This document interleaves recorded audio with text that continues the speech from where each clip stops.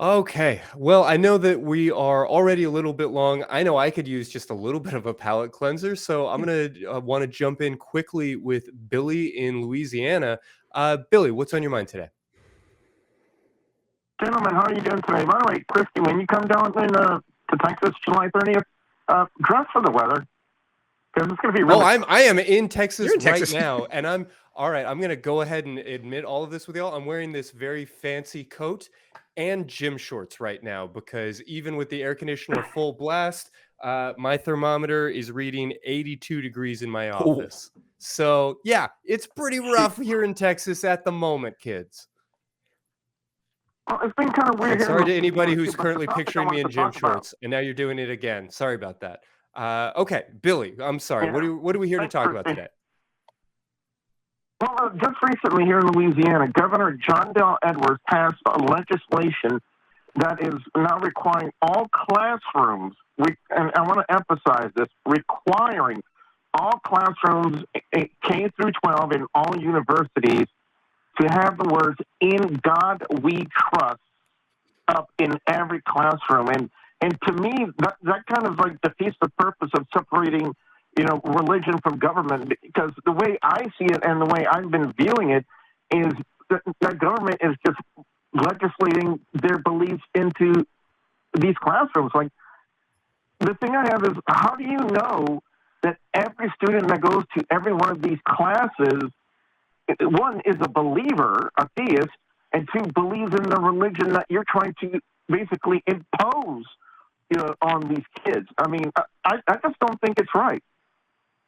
Yeah, no, it's madness, and it sort of relies on this idea that even if the United States is not a quote Christian nation, that we are anything but an atheistic nation, which I take great umbrage with as an atheist here in this nation. I know that Texas has recently been working through a very similar proposition. Kenneth, what can you tell us about all of this? So the people who write this type of legislation and push it through, they fundamentally do not care about whether or not there are going to be little atheist kids in the classroom. They don't care. They don't care if there are going to be kids in the classroom who believe in a different God than whichever one they have in mind. This is just the sort of slow creep of Christian nationalist nonsense that's been happening in our country for a while.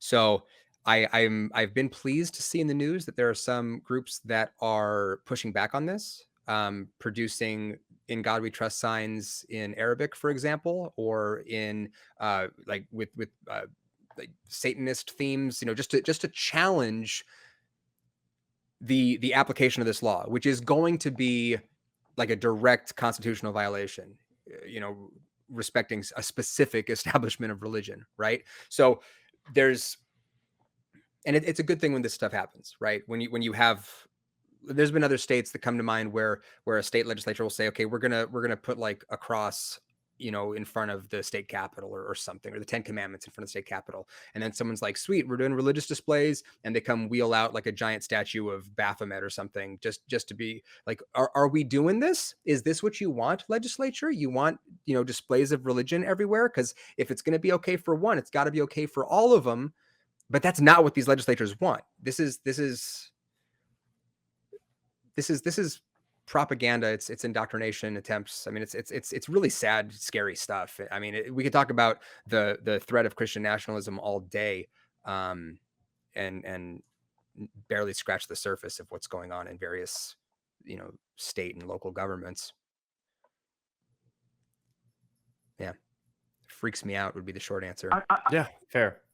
I mean, in some aspects, I think it's also kind of hypocritical of Christians to kind of put their doctrine up in classrooms. I mean, if there was legislation passing saying that in Allah we trust, or in our case, in the flying spaghetti monster we trust, these people would be up in arms, protesting, saying that you can't have that in these classrooms. But they're perfectly okay with having their religious doctrine in the classroom. Well, of course. No, Yeah. no doubt true. The separation of church and state is not something that we just sort of say and then it happens and then it stays that way. It is something that is constantly being eroded and needs to be rebuilt and defended. And we are absolutely seeing some erosion of that wall going on right now.